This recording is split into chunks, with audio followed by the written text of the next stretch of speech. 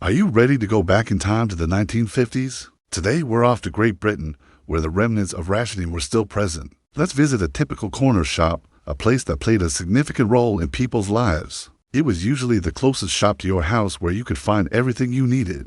In some cases, it was the only shop. Corner shops were open 7 days a week, including Sundays, providing essential goods to customers. When we entered, a bell above the door would ring, notifying the shop assistant that a new customer had arrived. Inside, the shop was divided into sections. One side featured groceries such as tea, sugar, and flour. As the staple of any British diet, another section displayed sweets in glass jars. Children would eagerly approach the counter with their pennies, eager to receive a scoop of their favorite candy. Next to the sweets were newspapers and magazines, providing customers with the latest news and entertainment. Some shops also sold basic dry cleaning items, while others offered freshly baked bread and pastries. The walls were adorned with brightly colored advertisements promoting various products. Behind the counter, assistants bustled about, serving customers and restocking shelves. At the back of the store, you'd find another counter, where you could buy fresh fruit and vegetables delivered daily by local farmers.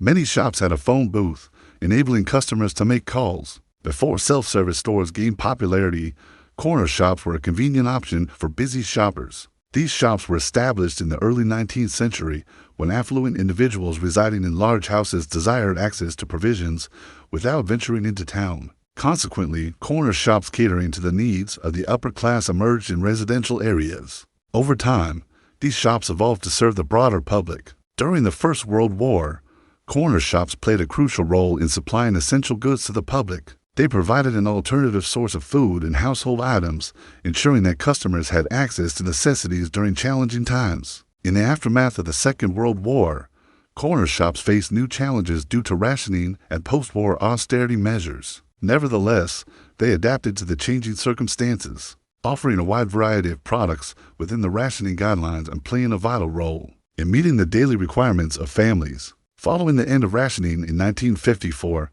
corner shops saw a resurgence. With the return of normalcy, consumers had more choices available, and the corner shop became a hub for acquiring everyday necessities. They continued to thrive in the post-war era, adapting to changing consumer demands and providing a valuable service to their communities. Now that we've learned about these wonderful shops, let's see what people actually bought.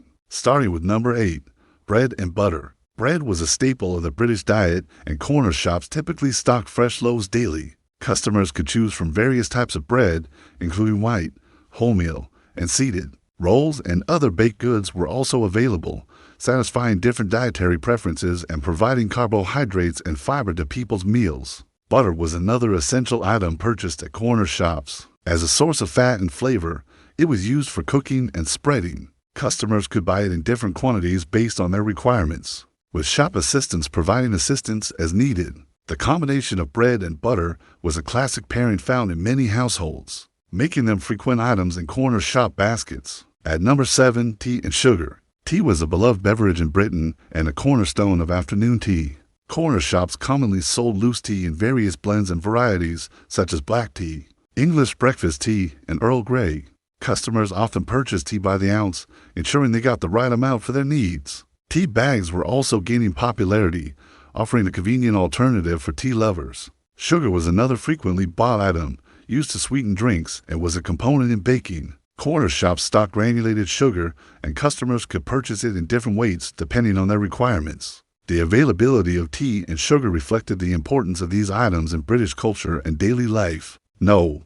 6. Sweets. Corner shops were known for their tempting displays of sweets, which were popular among children and adults alike. Shops commonly stocked a variety of sweets, including chocolates, candies, and chewing gum. Glass jars filled with colorful treats were a common sight, allowing customers to see and choose from a range of options. From traditional British sweets like rhubarb and custard to classics like humbugs, the variety catered to diverse tastes. The presence of sweets in corner shops added a touch of indulgence and nostalgia to the shopping experience. Number 5. Cigarettes. Yes, cigarettes were a common sight in the 1950s. Corner shops regularly sold various brands of cigarettes, which were popular among adult customers.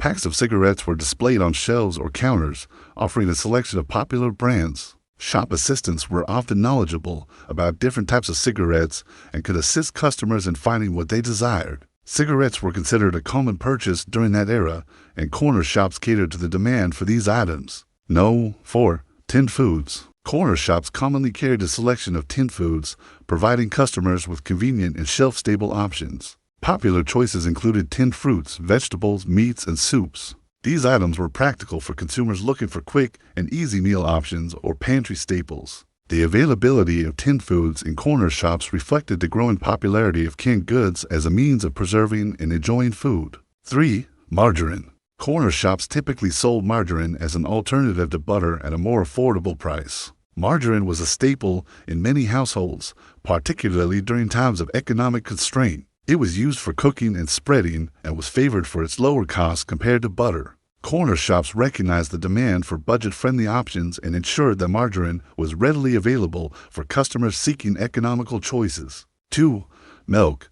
Corner shops played an essential role in providing fresh milk to their communities. Most shops had direct access to milk deliveries from local dairies, ensuring a steady supply for customers. Milk was commonly sold in glass bottles, and shop assistants were responsible for opening and closing the bottle caps to ensure freshness. The provision of milk in corner shops contributed to their reputation as neighborhood hubs for daily necessities. And finally, at number 1, bread and sugar for beer. Yes, during the period after the Second World War, bread and sugar were rationed, but you could still get hold of these commodities illegally. A surprising number of people did just that. Even shopkeepers were known to participate in the illegal trade of these items, selling them to those who were willing to pay a higher price. While the practice was frowned upon, it highlighted the desire for these goods and the lengths people went to obtain them. The end of rationing in 1950 marked a significant shift in British society. People's purchasing habits changed dramatically.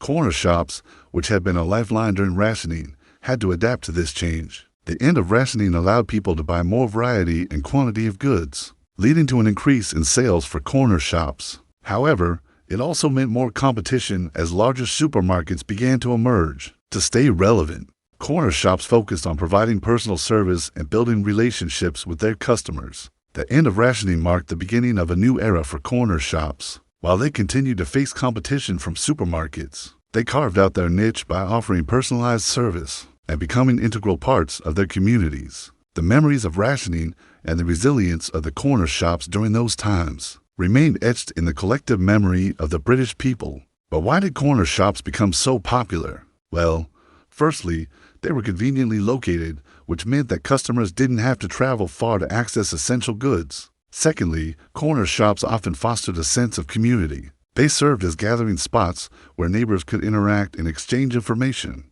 And lastly, corner shops were flexible and adaptable. Shopkeepers were willing to offer a variety of products based on customer demand, and they often developed a loyal following due to this flexibility. However, there was a darker side to these shops. Working in a corner shop was often a low-paying job, and many employees were women or people of color. Additionally, corner shops faced various challenges, including changing consumer habits, competition from larger retailers, and economic fluctuations. So what's next? Take a trip back in time and discover how much we paid for these goods in Britain in 1950. Check out our video to see the prices of bread, eggs, sugar, and more. You won't believe how cheap they were. Don't miss out on this chance to compare the past and present. Click now and join us in exploring the fascinating history of everyday items. See you soon.